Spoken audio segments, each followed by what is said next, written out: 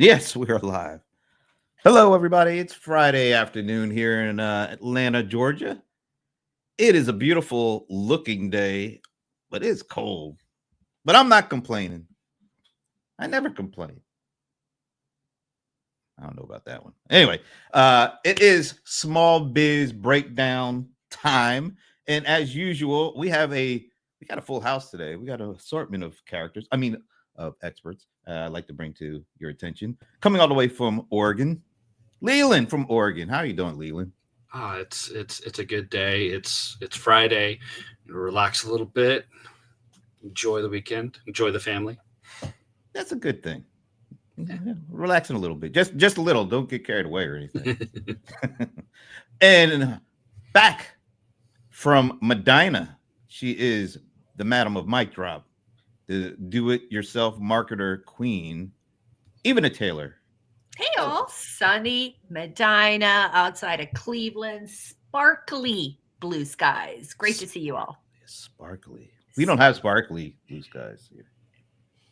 Oh, they sparkly today. But you know who's sparkly? I want to know. Sparkling personality all the way from New Jersey. Ramon Ray is sparkly. Hey, Mr. Brent Leary. What's up, Leland? What's up, Evan? Good to be here amongst the people. Good to be here and excited to serve our audience. But I do feel good. I feel pretty good, feel happy. And I'll save the rest for the show. But good to be here, Brent. All right. We got some good stuff coming from the show. Got to save it, though. Yes, sir. But we know we're not going to save our buddy in the nation's capital. There's always things going on in our nation's capital. Some of them we just really don't want to talk about. But we do want to talk to Shashi in our nation's capital. Shashi. Hello, everybody. I'm going to do a Ramon Ray style of entry. I'm with people today. Shashi, when you do that, you got to give us a little heads up because two Ramones. It's we need a little heads up on that one. Because then, Shashi, I'd have to say something thoughtful and and deep. When you can't, please stay you and I'll. Wow. Oh, you know what? Speaking of staying you and not only not wanting anybody else to be him, believe me, it's one of these guys is enough. It is the bold one. It is the cold one. Sadly, it's kind of getting the old one too. It is John Colderice Lawson. If I can speak, John Colderice Lawson. What is all this? What are you, Johnny Carson? All of a sudden, what's up? What is this? What do you look like? You're in some kind of a secret location there. Yes, I'm in a conference, so it might get loud here in another 30 minutes if it does get too much. They're going to take a lunch break and come probably out in the hallway here. But just tell your people to just settle down. Chill out. Chill out. We got stuff to talk about here. We got business to take here. We got some business to take. You know what? Business. This is cool. It's good to see everybody back here this week. And I want to throw a little bit of a curveball at you guys. I don't know if it's a curveball or not, but usually I come on here and I try to trick you with some facts and some stats and all that kind of stuff. I just want to get right to the heart of the matter here today. Oh, but I don't know. Different. I don't know what the heart of the matter is. I'm actually asking you guys and anybody out there who's watching or listening, if there's something that we should be addressing that you feel we should be addressing. No show prep. I got you. Here we go. Because I want a little bit of a free flowing Friday. I didn't do show. You know that free flowing Friday. I got something, Brent. Ramon always has something, and I'm hoping the other Ramon has something too. It's a thoughtful one. May I, Brent? May I proceed? Absolutely. Whoever wants to put something out there, put it out for there. me, I thought it was interesting that Klarna has a big deal with, I believe it's Walmart, and a recent deal with DoorDash. Now, that's just a headline, the billion-dollar stuff. And for those who don't know, Klarna, as you all probably know, is that company, especially for high-ticket sales. And clearly, I'm talking about small businesses, clearly others. But, I can, even it has an offer for $20,000 through Klarna. I click a button and pay, and I pay, $2,000 a month, whatever it is, plus a small fee. But even it gets all her money. So I don't know if that's something, but I just thought it was interesting that for SMBs, and this is not old news, this is not new news rather, but they're in the headline. Klarna is the deal with DoorDash. And at first I was like, who's going to finance $7 Indian curry or $25 hamburger? But then one of my friends, she was like, it could be for catering. It could be those companies that are ordering $2,000 worth of food. So I'll pause there. But Klarna, big billion-dollar valuation with these companies, but for the SMBs as well. Many are using it. For those who don't know, you can do self-financing through services like Klarna and a few other competitors. I'll stop there. Well, it's not just for high-ticket items. It's for any Okay. item. Yeah, it's an e-commerce. It was initially an e-commerce play, and they started with standard e-com, buy now, pay later. That's the whole industry. I guess I was thinking that if it's for a $10 item, but I guess what I'm hearing you say is though that no matter what it is, it's a marketing buy now, pay later, like every other store does. They enable you to do it. Okay, got it. Mm-hmm. Yeah, even on $20 items. Got it. But Klarna is a excellent marketing company. I think leading up to their IPO that's coming soon, they're making all these announcements that may or may not have a big impact. But if you'll remember a couple of months back, they actually said that they fired like a huge amount of people because AI is doing their customer success with that. There was all. I heard a lot of chatter about how you can pay $1 for your $7 curry for 7 days or something. And Shashi, It caused buzz. It's good that companies are bringing more efficiency to their operation, firing employees they don't need to make their companies more efficient. Would you say that's a good thing, Shashi? It's a good thing, but not for those employees. The metric for judging that is when customers say, yes, this experience was good. I understand. Okay, So far, I'm not hearing that in places where agents have taken over, they're still not perfect. So there is some frustration. Yeah, no, I got it.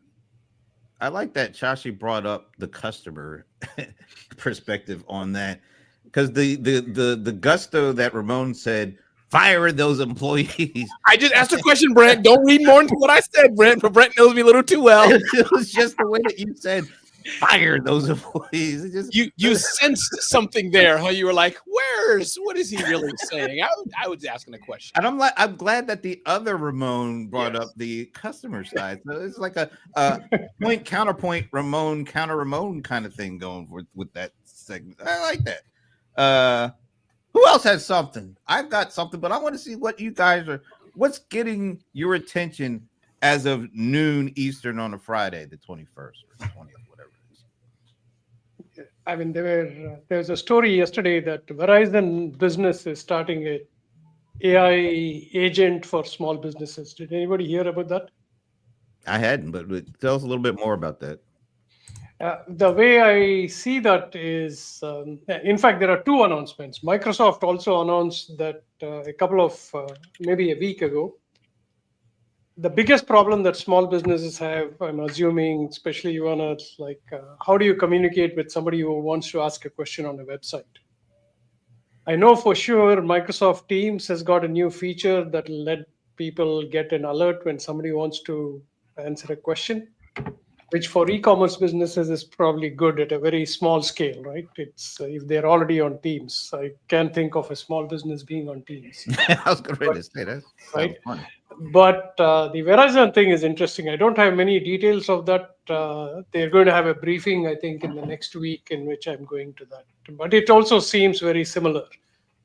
Website. This is not new, correct? You're talking about a chat bot on a website, an advanced version of that, right? This is no... Wow. Agents are a little bit more than a chat bot at this point. But it's a good Fair thing enough. to discuss. You're right. It's a good thing to discuss. Like when I was in a real estate company, right? Okay. Like people would remember to go and look for an apartment or a house late at night. Nobody's going to answer a question late at night. So our chatbot also didn't answer a question, except that people felt it was there. But now it's changed. Like you could literally have a 24/7 service, which would answer most of the questions other than the complicated ones that Ramon you might find. Of course, to ask. only me. Yes. Got it. So Small Business Trends actually did write about this. Some of the features include automated response, provides immediate answers to customers' inquiries, reducing the need for manual response. Live team member handoff transfers complex inquiries to a live employee when necessary. Continuous learning builds a knowledge base over time. Text messaging, you could use familiar communication channels to enhance customer engagement. Insight dashboards provides business owners with data on customers' interactions and trends, and easy setup and customization. Integrates with existing Verizon mobile devices without requiring additional hardware or software. So, I mean, that to me just seems like the basics when it comes to these kinds of things. I mean, but if it's through a service that you've already got, then why not? I guess that's what they're trying to glean, trying to lean on. It's like, oh, well, if you've already got Verizon as our phone service or something like that, or some of our other business tools, then just go ahead and use this, and it'll just help complement your business. And it's already built. You don't have to go out and make an agent. We've got it all set up for you. Yep. You just got to kind of fill in the blanks for the FAQs. Got it. Even filling in the blanks for the FAQs is going to be a lot of work for some people because they don't want to do that. Yeah, and that defeats the purpose, right? Like the FAQs, the agent is supposed to intelligently look at past history, unstructured data of calls and everything else, and then say like, hey, do you approve of these answers that I found? And I think the other big picture is that, go ahead, please, Leland, go ahead. I was going to say, usually you feed it your documents, your internal documents, and say, hey, this is the information that you're going to be basing your answers by. So I guess when I say fill in the blanks, that's probably more than likely that. Here's our brochure with all of our information. Go ahead and use this to kind of answer the questions, and then it will start learning as it goes. Yep. Is it fair to say as well that these companies want mind share and wallet share for all this new advanced technology? I'm guessing that Verizon is white labeling this with some big brand that we know of or don't know. Jotform had an announcement about this a few weeks ago. Of course, Salesforce is all into this. So I think that, and one of you can say this probably better than I'm trying to say if you agree, just that it's an amalgamation of just all these brands trying to get attention, market share, wallet share for the newest technology, so for whatever it's worth. So I think we're going to see QuickBooks unleash something similar through MailChimp, because, MailChimp's not going to let Verizon eat it on its money. And then once Verizon gets wallet share, say, hey, we have a CRM tool. I was just talking to a company yesterday who you all know. They're like, hey, Ramon, we may buy a CRM company. We don't need to build it, but buy a smaller one. So not taking away from your point, Shashi, but I think all these larger players and smaller are looking, how do we go beyond telecom? How do we go beyond simple forms? How do we go beyond live streaming? We got to get more market share and wallet share. And also retention, right? Like retention, yes. You're going to lose customers if they don't offer something better. Mm-hmm. Mm-hmm. I'm waiting for Mr. Baldwin because, you're the king of AI. So why don't you? Well, I think we talked about this a while back, where AI is a platform. And everybody's building on that platform, and the ability now of people to, develop code and bring to market pretty much anything that they've seen on competitor sites and other suites. They're going to bundle into their own thing. And so I just see that happening in a lot of places. Now, it's not going to just be, I just saw like on Loom is about to add AI agents. And I see Zoom is going to add where you can take image of yourself and then create a talking head from it, which is, all of this is going to be just table stakes because of the way that AI is allowing them to code and spin up things very quickly. I like that Zoom thing. That's powerful. I can imagine it coming, but first hearing it here, you broke the news on it, John, as you always do so well, is wow, Zoom and talking heads. I like that. Click a button and there's because even as I said, I couldn't even use HeyGen. That was a few months ago, but that's me. It was a little complicated. If Zoom can do it better, they'll have my wallet share and mind share. Sorry, Brent, go ahead. No, I was going to say, I agree. I think the only maybe slight difference I would say is they're building, either integrating AI into their platform, so it's actually built from the root up, or they, and I'm thinking a lot about these bigger companies that cover a lot of different applicational areas or feature and functions that were built like in a silo. So you have CRM, you have ERP, you have HR, and a lot of these companies that actually have those capabilities are building a full-grown platform with AI baked in it, so it crosses over these different feature function applications, as opposed to the companies that are really still specifically one functional area that their application is focused on, and then they're baking AI on top of that or into what they do, and then they're trying to expand outward from and using AI to kind of do that. I actually just put up a little video of me at Salesforce's developer conference. They had these 30-minute consultations to help people understand how they could build an agent, and I filmed that conversation. I just posted that. A lot of these companies are I think somebody said mind share. I think right now that's really where it's at for a lot of these companies. They're showing things, but these things aren't necessarily ready for prime time. But what they're doing is they're trying to illustrate that we're the ones you want to come to when it comes to building agents. But like John said, next year everybody is going to be doing this stuff. Everybody's going to be trying to get you to use their tool set to build your agents. I'm surprised if it ain't by the end of this year. We're going to be tired of talking about it. I'm kind of tired of it now. A matter of fact, I mean, I did a dual watch party with for the Adobe keynote. Yeah, that was fun. Yeah. Oh, yeah. Shashi was there with us. Yeah. So Adobe was doing their keynote, and at the same time, NVIDIA was doing their keynote. And you got to pay attention to both of these two kind of companies. And what was the context? They were two different events, two different like user conferences or something? What was Adobe is that, their annual Adobe Summit. Oh, that's their annual user conference, and NVIDIA was doing their annual GTC conference. Got it. And go ahead. Oh no, I'm just honestly, we've been down this road before. I'm bored with these people. Everybody's jumping on the agent train. I remember, what was it, maybe 2 years ago, 3 years ago, when everybody was jumping in on generative AI. No, it was the metaverse. The metaverse, right? Yeah. And it's like, where's your damn metaverse? It's not even existent. But everybody's just like, it's agents are not even really fully developed yet.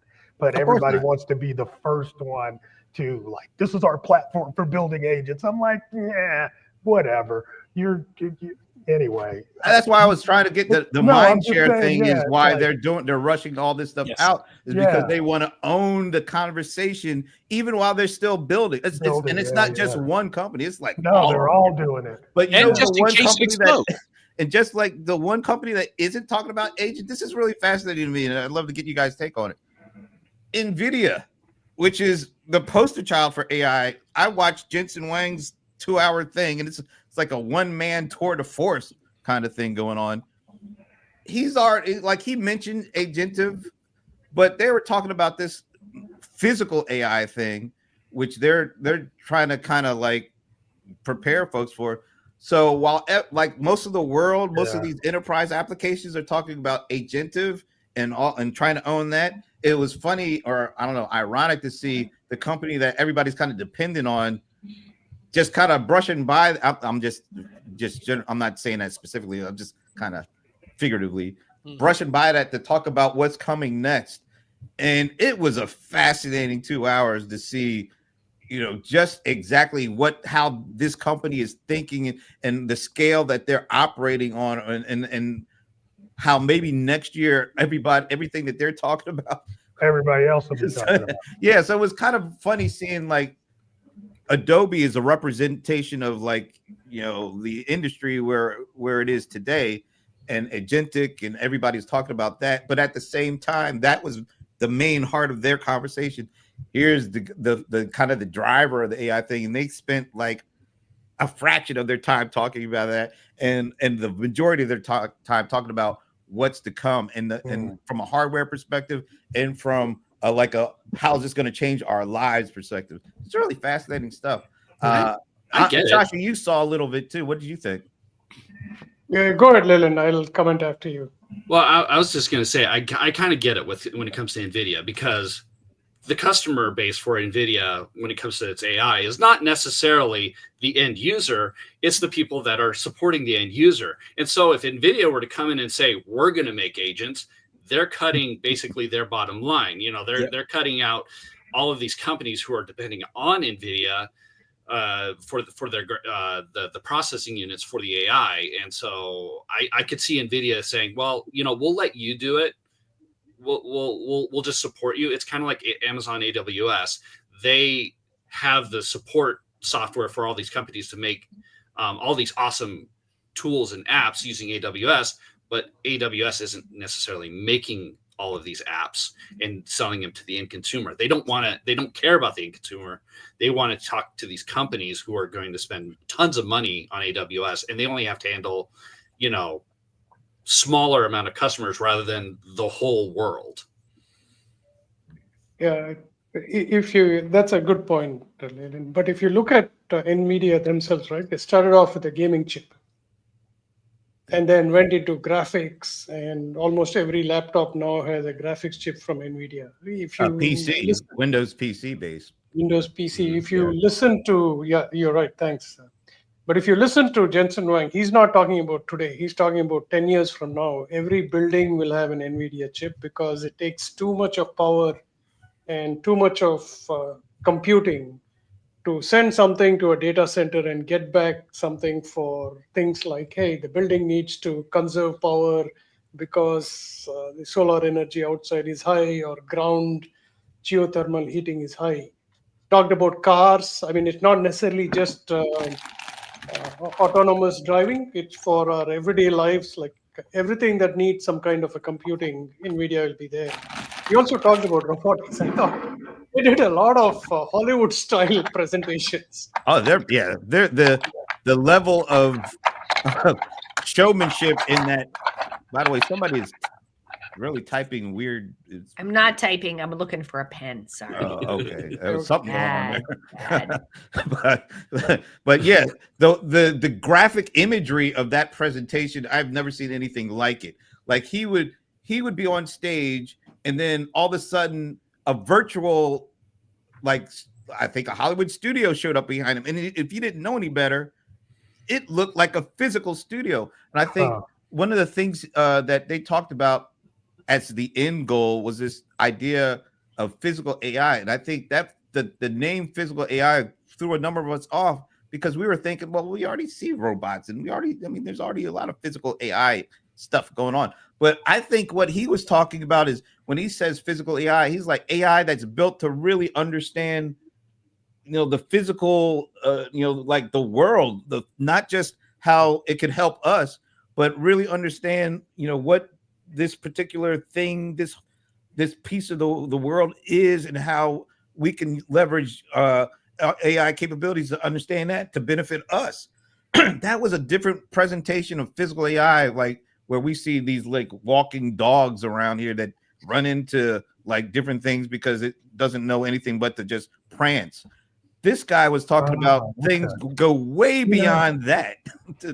I just went to this thing last night, and it was it was a tour of Egypt. I don't know if you've seen this here in Atlanta. And you put the headphones on, or not the headphones, but the vision glasses on, and you walk through a 3D environment. So I think that's the metaverse. When you think about that's the metaverse, right? So I think what you're talking about, and I haven't seen his presentation, but I can see it being the inverse of that, where you don't have these things on, and all of a sudden a dog is walking up to you, and it's a AI dog it's okay, I get it. We're going to see things happen in our environment that are not going to actually be in our environment. Well, We are totally in I that think it can go movie. both ways. I think It could go both ways. You Yeah, could go yeah. both ways because, like Shashi, you remember that the driving the car, that was an actual physical car, and but the way that he was kind of illustrating the differences between what's going on with these Waymo kind of cars versus what they're acting at, it was like it was teaching the car the physical environment in a way that it doesn't feel like it's been represented in the current version of what's going on physically with AI. It was just fascinating, and the amount of data that it's going to take to get to that point with the other part of it, and the amount of energy processing that's going to take. So while a lot of the application companies are really focused on agentic and trying to own that, here's one of the companies, it is the leading company that's already like Shashi was saying, thinking years down, not just thinking, but really doing things now to get down to that kind of vision, which I thought was really fascinating. Hey, Brent, let me ask you a question. Do you think that, the side note, but do you think that Jensen, and again, I don't follow this as deeply as you all do, but I'm going to go watch the video, is doing today what Apple has done for years ago? And it's, I don't know if it makes sense what I'm trying to ask, but like, it's kind of like two things. A, he's painting a picture of the future, yes, but painting a picture of the future and saying, you need us because we are the future. Kind of like me saying in the future, all good speakers will have this kind of chapstick. Imagine a world. I don't know if it makes sense where I'm seeding it. Yeah, I see your head, John. Maybe you don't think so, but I don't know. I'm just curious, is it a marketing play? I know it's true, but is he prepping the market? Like Intel, they talked about Wi-Fi. By the way, we're the company that you want to bet with. And he just totally owned the future. Am I going too off here, or is there something to that? You know, yesterday I was listening to another conversation where they made the comparison of Jensen Huang and Steve Jobs. That's what I just said. They stole it from me. That's exactly what I just said. But this guy spoke for 2 hours, right? And supposedly he doesn't prepare. He did it. That's right. Weird. Shashi, let's make that point. He literally got up on stage and said, I'm winging it. I'm going. I don't have no script. This is just me, and I got some things I want to talk about. And I got some visuals, but this is not a scripted presentation. And he was up there for 2 hours doing that. So didn't mean to cut you off, Shashi, but I thought that was a brilliant thing to bring up. That's a brilliant move. Plus, they did have some hiccups, but he managed that very brilliantly. He called out and said, like, whatever her name was, said, it's not your fault, but talk to me. Yeah, that was. You know, I mean, Steve Jobs was doing product launches. Yeah, exactly. Let's be clear. I mean, he was he was setting he was setting it up, and then say he would set up the future pace for you, and then say, hey, what if you don't have to wait? We've got this in my pocket, and it's going to be on sale in 6 months. And it was aimed at the consumer, like you said, aimed at the consumer. Where NVIDIA, they did a little aiming at consumer for some of the stuff, but it was mostly at companies to build this stuff to help. Well, I guess I still meant Brent seeding the market. I guess I just still meant, even though John Lawson clearly disagrees with me, but I think he will agree with me at some point. I think I can't help myself. I just can't help be me. But my point, what I'm trying to get at is that I guess it just seems like it. I'm just excited. Like, I want to go back and watch the video. I'm excited about me too. And he's saying NVIDIA is the company. I don't know. But I get your point, John. Yeah, product launch a little different. Maybe he wasn't quite product launching, but it just seems like, we were saying he does future pace the technology. Maybe he that's really does. Yeah. He's got a vision of the future that everybody feels like they want to be. And he can translate it to regular people, which is kind of hard for these engineering kind of folks to do. All right, but I want to get a little bit real. I want to ask Even something. Can I? Sorry, go ahead. Okay. No, you go first. I wanted to just comment on Ramon talking about Intel, right? As long as Intel continued to do what it was doing, it would have done a good job. Remember the Intel Insight campaign? I mean, we can go to a shop and buy Intel, but every time we looked at a laptop, even today, we want to see if it's got like i7. Intel made a big mistake, and this could be a lesson for small businesses too, is constantly you have to keep marketing. You cannot say like, hey, I'm comfortable, my reputation is very good.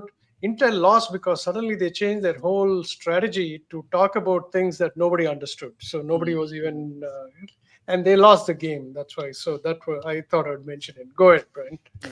I think you're right. That Intel, I remember that campaign, and a lot of people didn't know what the hell Intel was, but they wanted it inside because of that campaign. Let me ask you, Ivana. That's a good point, right?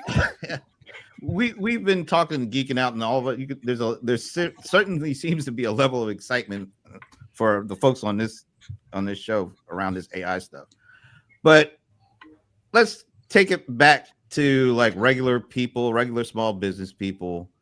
Is there anything for them to be excited about from their small business perspective about all this AI hype and AI talk and agentic this and inference that? Or is it just us being geeked out and small businesses once again on the verge of being left out of being able to use this stuff to actually hit the bottom line? Because that's really what they would like for this stuff to do for them. Yeah. Personally, I think it's just geeking out on your guys' part. I am a geek in this sense. I'm very interested in this kind of stuff, but I don't think that the small businesses care. I will touch on a couple things. I want to go back to my man Shashi, who was carrying my torch for customer experience. And I was listening to this conversation because I don't always talk. But one of the Shashi said something about customer experience. And then we got into the conversation of all these different platforms sort of expanding, using like this AI to sort of expand their offer. And we have seen that lots of times. We have all lived through what I call centralization versus decentralization, right? And like best in class software versus like a more vertical integration. Like Apple, for example, has a vertical integration. Zoho has a vertical integration, whereas you can use, QuickBooks for this and WordPress for that, and have this mix of products. My experience to bring it back down, I get very, very annoyed by brands. I can appreciate, you called it mind share. And I was like, share versus show. And what matters to small business is show me, right? You can talk about mind share and get me in your space. But if I purchase your product and it does not do what I need it to do easily and quickly without training, then I just simply don't care. It turns them off and it makes them run away from this whole thing. Not like us geeks that'll sit there and play with something like I will for hours. So I think share versus show is a thing. I don't think they care about this, but I'll tell you what I think they do care about. I have been paying attention to Southwest versus Frontier. All you travelers, have you been paying attention? Okay, Tell us what it is. I haven't. I'm Delta. I'm in Atlanta. So yeah, I was like Airline United. So.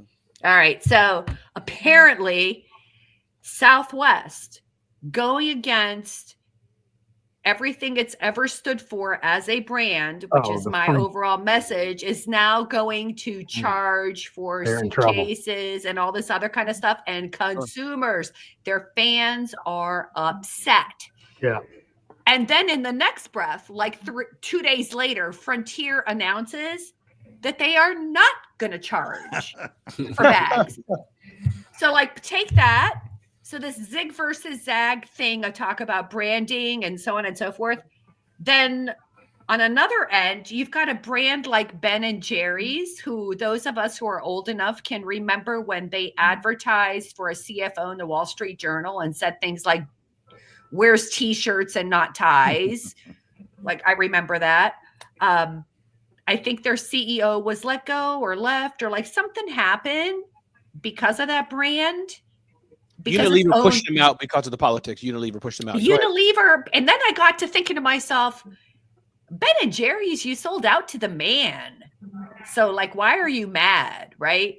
And lastly is Target, the yuppie We Love People brand has been roasted as a brand. So what I think is fascinating, the through line for all my messaging for small business is you got to know who you are and what you stand for, and the values that you stand for have to be virtually unshakable, because it suddenly Southwest stands for nothing. Yeah. Even I can ask you one. Go ahead, Shashi. Go ahead, you first. No, I was just saying yes to Ivana. Go ahead. I was going to ask you, Ivana, that I guess, and these are three great questions. Thank you, Ivana, for what you shared. Is that, do you think that in case of Southwest, I think is one of the luggage, that where do dollars in profit come in? I don't know if it's the same thing at Red Lobster, but just metaphorically, the new CEO was saying, hey, we were losing money. Again, give me some grace in the detail, but losing money on unlimited shrimp. So sometimes I wonder if Frontier, again, give me some grace, going to go bankrupt because they're like, nope, we're going to have free bags. And Southwest is like, we analyzed the number for the past 6 years. Something has to give. In case of Ben & Jerry's, I get the politics, get it. We're the rah, rah, rah of all things progressive.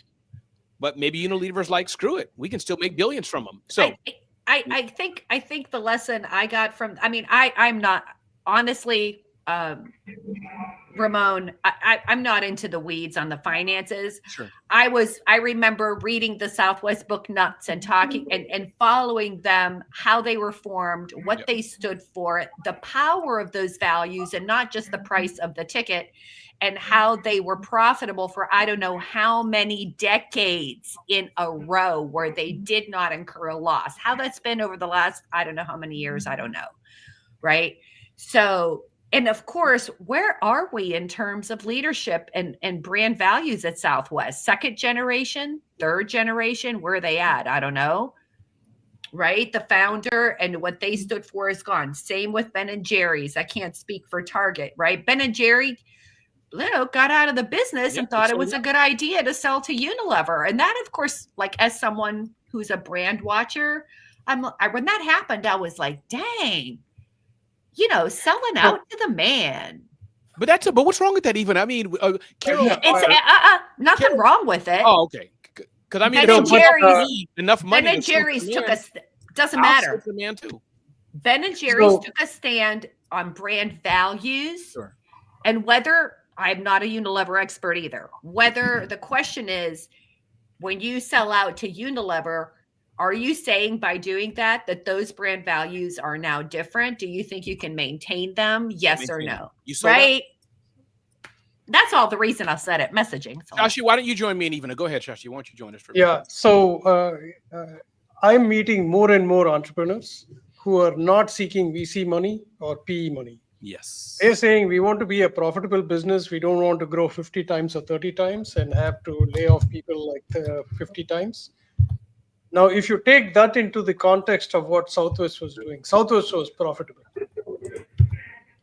Except it had pressure from a sequence of investors called Elliott Investment, who have been constantly telling them, hey, guys, we can make more money. Look at United, look at Delta making billions of dollars on baggage fees, right?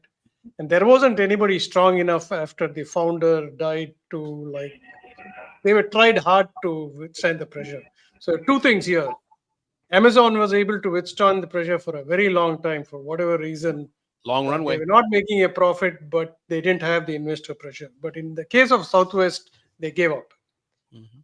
Now, if you look at it, in my experience, right, when I went on a Southwest flight, I didn't go on a Southwest flight because the price was low. It was mainly because it was convenient. But as I went in, I would look forward to checking my bag because I could carry a little bit more stuff. I would look forward to the crew cracking jokes. I mean, it has nothing to do with anything except, that humor. The same way that when I drive a Toyota across the American Legion Bridge, it tells me, welcome to Virginia. Absolutely useless feature, but excites me, right? So the same way, if Southwest had held on to the culture, they would still be on a good path for prosperity. I think the future is gloomy, at least from the reactions. Okay. That went in a completely different direction, but that's a good thing. I like when things go different directions. What do you think? I'm still kind of interested in this, it feels like there's this big conversation around how do companies that make AI stuff price for it? And I'm curious to see whether small businesses are ready to pay an additional price for AI.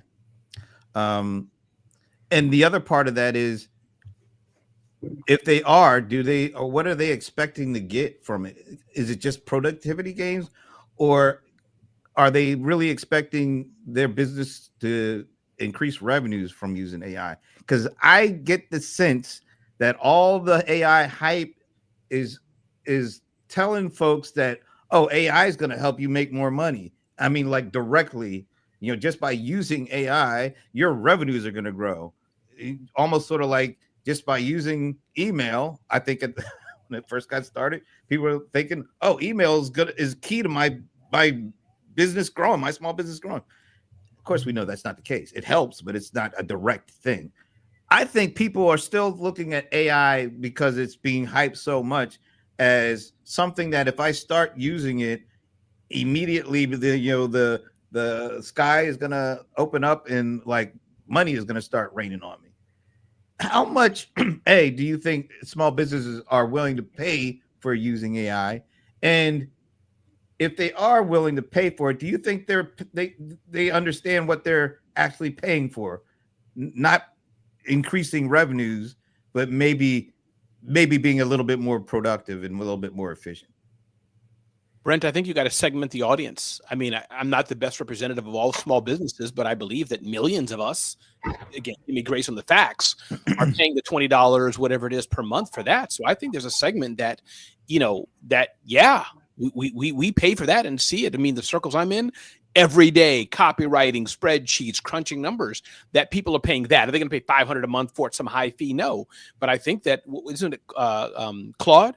Anthropic's Claude, I think they said that the higher share of their users are paying something like that. So I'll see what others think, but I do think that some segment of small businesses, even though these are all broad words, are not just looking for free, like it would be if Facebook said, pay for us. I think they're saying, no, there's a subset of us that are using it daily that are in there and seeing dramatic differences that we will pay for it. Again, there's going to be a delta.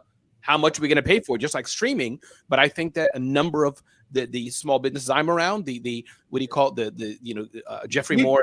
You're in the bubble. I'm talking about like mainstream, traditional small business. Yeah.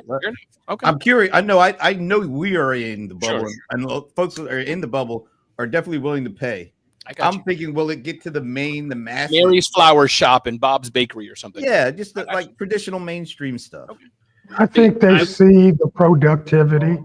They are looking for solutions that will help them market and save them time and reduce the cost and the overhead to do their businesses. And I know they see that and they're being fed that. And I can't speak to, are they actually getting it? Because it depends on what solutions they're buying, But right now the hype is working and they're paying for it. Absolutely. They're buying a lot of different solutions. Even though you look skeptical there. I don't know. They're right. The people that I'm seeing that are like in startup mode, solopreneur mode, little and individual businesses, just like that thing you said when you talked to that farmer. I don't see it. Let's say so I do a presentation on AI and I get 6,000 registrants, right? And out of those 6,000 people, they're like interested. They're like, this is cool. And I'm going to learn how to do it. And then when I start talking to them individually or like in groups, right? Talking to them on calls or through email or something, they do not have even a free ChatGPT account.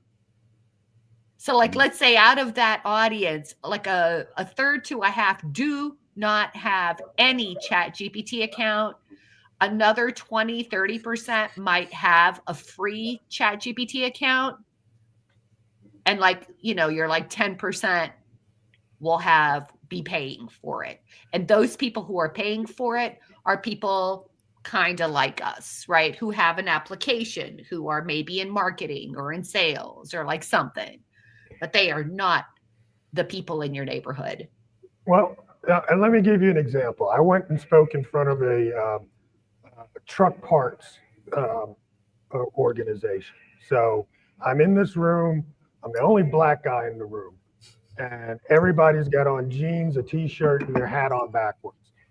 And I get up on stage and I can feel the vibe. But, I'm a likable guy. I'm going to win you over, on multiple fronts. Not really. But the main front was I showed them how they were spending a lot of time listing products like a water pump for this truck, or a filter for this truck. And they were taking all of the descriptions from the manufacturer. So they all have the exact same description of the part. And I take that and put it into ChatGPT and let it write a unique descriptor. So now that when somebody's looking for their SEO, they're not seeing 50 parts, or they're seeing 50 parts with the exact same thing, and then one that's been tailored to the audience that it's trying to get. And it's not just, the standard, here's 3 bullet points in a short sentence. These guys lost their mind. And like you said, none of them had ChatGPT accounts. But after, lunch, I don't know how many of them kept coming over to me saying, look what I got, look what and so you got to really give it to them the way that they can see, a benefit to what they're doing. It can't be if you just give them a generic, hey, this is AI, and, it won't resonate. But if you can show them how it's going to save them time and make them more money, small business owners are going to buy in. I'd love to hear you talk to them right now, because that's the experience I'm having. Like the first week or so, they're like, oh my God. Blah, blah, blah. Well, that's funny. The lady from the conference. That's what I want to know. She was telling me, she's like, oh my gosh, these guys are she's like, they done gone deep into the rabbit hole now. They're generating images and lifestyle stuff, So the things I kind of just highlighted, they went in. So, Good. Some will, some won't. I would love to. It would be great if you went back a month later and just see, because I think the initial reaction, I see that across the board. Oh my God, couldn't believe you could do this. You can do all the. Oh, I can do that. And then a month later, yeah, that's great, but I got to get back to work. And Brent, isn't this though? But regular, again, we say small business. What does that mean? But less than 20 million or 30 million.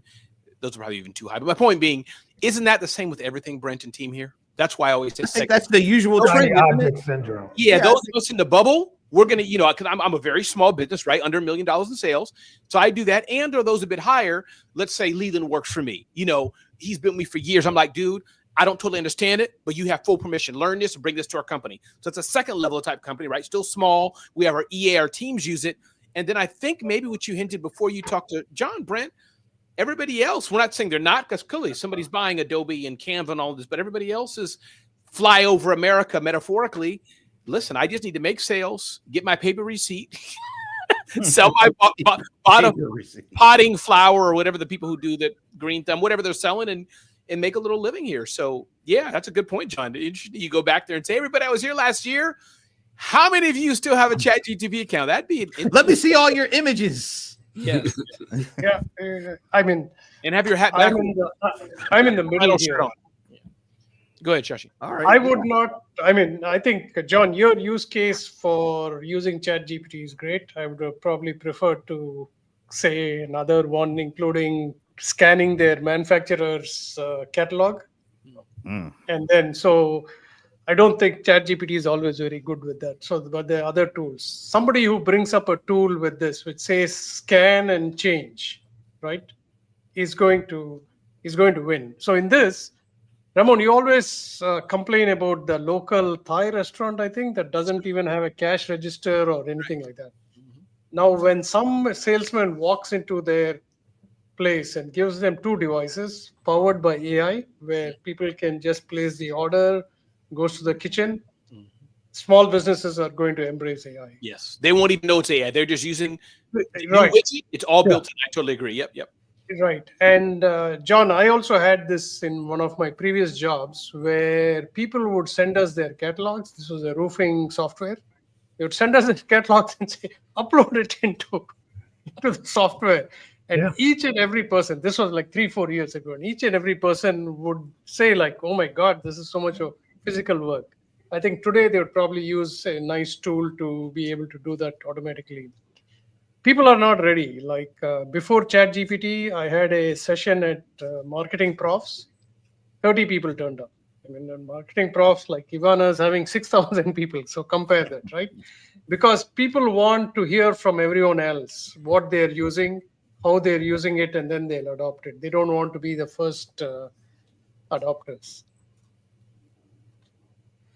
Well, especially with small business owners, they don't want to have to try to tool through it. They don't want to have to work through it. They don't have to do a lot of trial and error because their time is very limited. They want to be able to go onto YouTube and find some YouTuber who's figured it all out, and then they just replicate what that person did if it works for their certain situation. I mean, the solo plumber who's already got himself a full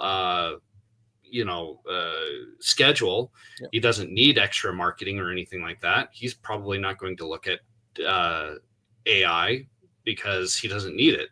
Yep. It's not going to help him anymore. And I would say within that, marketing would probably be one of the biggest things for him. Maybe crunching numbers a little bit, but that's going to be built into QuickBooks. So I doubt that he's going to go and find an extra AI service to do anything more. But for someone who is running a plumbing company, he's the head of it, and he has 20 plumbers under him. Yep. That's the person who's going to probably be using AI to be able to market his company and make sure that every 20 of his employees is full. And they won't know it, Leland. He'll be just embedded in. Hey, update your app before you get in the truck. Leland, one more. Continue on, Leland. One thing I want to add. I just want to say, Leland, me and my wife have been to the same hot pot restaurant like 20, 30 times in the past year, which I think is a lot, right? We go there quite a bit. And it's amazing, to your point, Leland, of being satisfied. If they were a bigger company, what I'm trying to get at is that I wonder sometimes, why don't they ever incentivize me? Why don't they greet me by name? Why do I have to tell them the same thing I ordered that like a slight little less pepper flakes in it, like Ritz-Carlton? But Leland, to your point, they're small and they don't have to. They have just enough business. They're full on Friday. So I just wanted to echo that. It's interesting that none of this lives in a box. You know, the segmentation is so important. But I do wonder, I've been here so many times. No one's ever thanked me or treated me special like United does. I got a freaking thank you card from them at 30,000 feet, people. A thank you card from United. Wow. Well, you know, that they're not breaking guitars anymore. That $5 sandwich maybe doesn't equate to that thousands of dollars of airfare that you're paying on United. You know, here's one of the greatest motivators for a business like one that you're talking about, the pot, hot pot restaurant. I mean, when the environment changes, then they look for solutions. So as long as you can be comfortable in business until the environment changes, and once that happens, suddenly you're like, okay, we need to figure out what Ramon likes in terms of his heat, so he'll come back. You stop coming, and they'll figure this out at some level. It's a good point. When you walk in, though, do they like treat you like Norm from Cheers? I mean, at least face to face, do they do that kind of thing? Yeah, ish. They kind of recognize my wife because she brought her friends here. But to your point, if it was a different restaurant, even something simple like that, the training could be different. But it could also be cultural too. But it's just an interesting point. They're a small business. I come frequently. They're in the midst of a plaza of other competitors. But to your point, Brent, again, I'm thinking in a bubble. I'm thinking sitting here in my little office. You want to get an email and they might just be, hey, Ramon, it's good to see you. I mean, they do all the things when you're there, But to your point, they're making money. They're moving their business. They're trying to worry about the waitress didn't come in tomorrow and, mixing things Leland said. And maybe that's for now good enough. But to your point, John, Before Yeah. COVID, none of these restaurants said swipe on a freaking QR code. We didn't even know what QR code was. Today, everybody. Here's the thing. I bet can you order from Uber Eats or something like that from that restaurant? Yeah. You can? Yes. See, you couldn't before COVID, Right. right? Yeah. But do you it, mean? So You're that's coming to pick up the technology. food. That's technology. And, It forces you know, you- but it's technology that was presented in a package. Yep. Hey, we can, you know, and that when that happens with the AI stuff, you'll see more and Yep. more adoption. I'm surprised that even there's some pretty significant supermarket chains here that don't even seem to have a loyalty program. Like, why am I not getting some, a little card that I can take in and get discounts because I'm a member of the club? I mean, that to me is a little bit more of a puzzlement than some of this other stuff. Like, Yeah, you guys, how I easy thought is it to create Kroger a made loyalty that a program? must. Yeah. Yeah. Surprise, Brent. Yeah, maybe you don't have it, but I get my free turkey. I mean, we try to spend $100,000. I think it's $100 million per year to get a $27 turkey. Thanksgiving. I mean, every time I buy, no, don't hit sale yet. Let me put in my Damn, cell my phone thing, number. man. Boop, boop, boop, boop. Yeah, I mean that is Gamification kind of is surprising. real.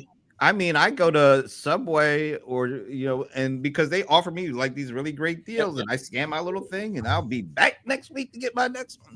That's right. It's amazing You that know- little small companies haven't kind of picked up on that kind of stuff. Though. And local businesses shouldn't forget traditional methods too. Like, I'm really delighted when my local Chinese restaurant remembers my birthday because Okay. somebody sold my data to them, or I put in my birthday. Either of these two. But I get that and say like, hey, one entree free, bring 4 people, right? I think that still works. And guess what? None of the stuff that we just talked about, AI doesn't really have any part of that. Nothing to do with it. So even the things that could be done without AI haven't been done. So For some. for Yeah, some, Clayton Ask was doing half of Uh-huh. this years ago. Thrive and all these companies, building. Uh, I might disagree with that just a little bit. I'll tell you what. Well, you won't be AI back. AI could run a model for them and say like, if somebody is spending $140 in your restaurant, here's how much you can offer them as a discount if they run into problems. Because sometimes restaurants will fight with you over a $5 thing that didn't go well, right? Instead of just replacing it, they'll try to say like, no, we are right, you're wrong. And maybe AI will help them make a decision saying up to $15, you're still going to make a profit. Just you know give what? it. I agree with you, but a lot of them will not want to pay for the AI to do that. That's the Yes. Hey, Yes. the deal is the AI will pay for itself, and you've got to present that to them. Yeah. If you It if should you be in their understand existing the- system. if you understand the Pareto principle, then you will understand that Ramon Ray for your restaurant is that 80-20. He is the 20% of the customers that bring in 80% of your annual business. And you've got to, but sometimes it's a lesson you got to teach. Well, like to you these small said, though, business like you owners. said, John, Yes. they won't do that unless they're hurting. That's right. Unless Mhm. something in the economy changes, and then it forces it to. Because if there's nothing to force some of these folks that have been in business for years, and say, oh, "Look, I'm doing," Yes. they won't do it. We'll run away from pain. Which is why they don't have a loyalty program, even without the AI part of it. Did I not tell you people that I've just talked to dozens of small business owners who would rather do anything than talk to their customers? Oh, that's right. You've said that a time or two. Right. But here you go. To Leland's point. Now, what if I have your plumbing company, and how much time do you spend appointment setting? Since you're a small, how about an AI chatbot that can actually set appointments for you, look at your calendar, and then all you get is the next appointment, and you never have to talk to your customer. Would But that John- be of interest to you? But that's They still go, coming, "Yeah." John, only from the company. I think not only, but not from the solo person so much. They're too busy. They're okay, but it's coming from the company that's growing and that even has a second person in the back office thinking about optimization. Yeah, well, usually it's their wife. Yeah. Well, yes, If you know these, you got to Husband. know your industry. yes. And when you know your industry and what their problems are, then you can offer them a solution. But you got to understand their problem first. Wow. What an interesting discussion. Can I share one more thing, Brent, before you close out here? Sure. Thank you. I just want to share that, going back to money, and it's a small note, and I hope she's not listening, but it's like, it's a You better be careful about what you're about to say. It's about my team. I have a member of my team that helps me with some things. I've been using Calendly much more because, she's been unavailable certain times, unresponsive sometimes. And it's just, I guess what I'm trying to say, it's interesting, the tool, when employees don't step up, and those of us who having tools, you're like, I can use the tool to do what you weren't doing. And then you wonder why it affects your business. I don't know. I didn't mean to end the show like that, but I just thought of sharing it because Brent, can we just go back to the show like 2 minutes ago? I'm hearkening back to earlier during this conversation where I noticed the robustness that Mr. Ramon said. You can fire them. I mean, it kind of circled right back around to that moment. There we go.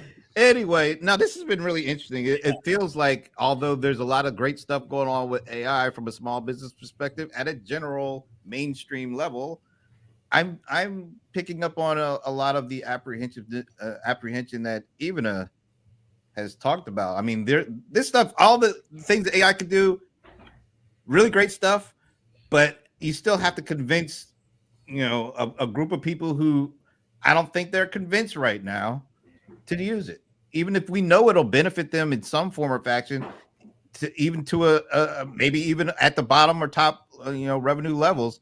But if you can't convince them of that, and they're pretty solidified in their thinking, I think it'll take a recession or something before they'll even be open to to using it, let alone putting some money down for it. It's just an interesting, it's a dilemma. And I think it's something that small business and the people that are passionate about small business really need to figure out, how do we address that? I don't know if we have the answers for that, but anyway, final thoughts for today.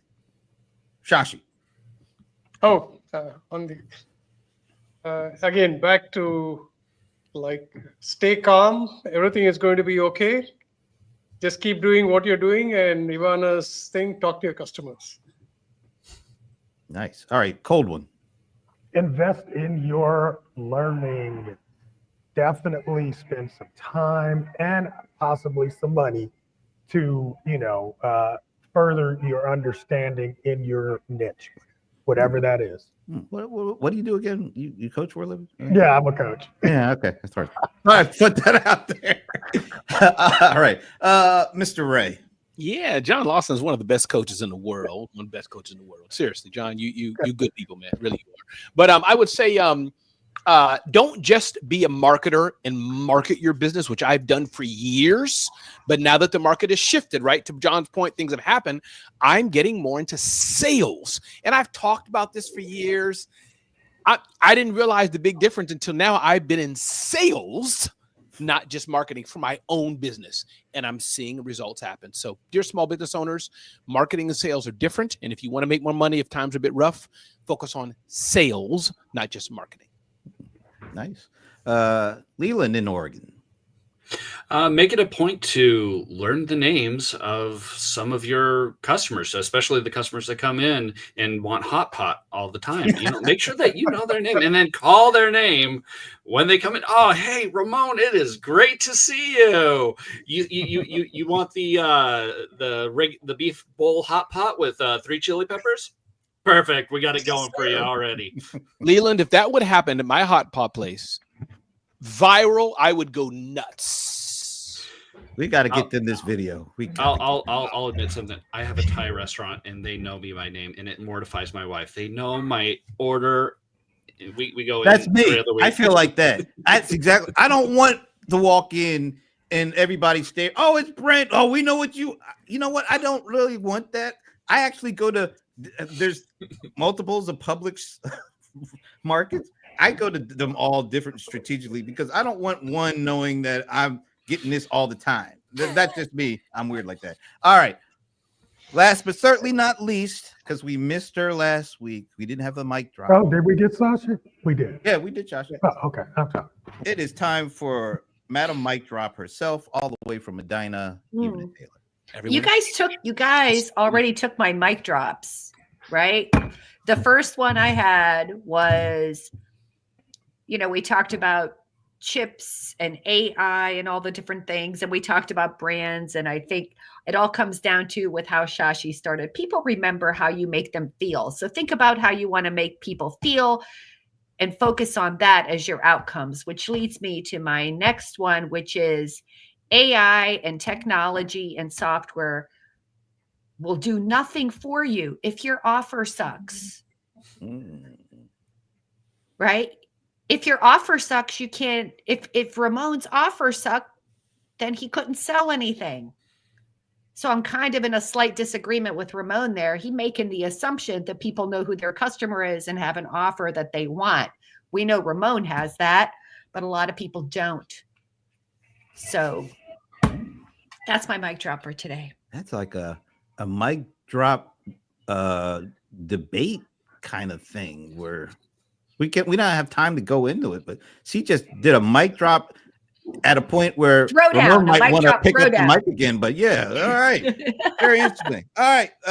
All I have to offer is 5 o'clock. Watch me beat down your boy. That's all I have to say. Anyway, great end of the week. Great discussion. Always is. We will be back next Friday. Well, some of us will be back next Friday.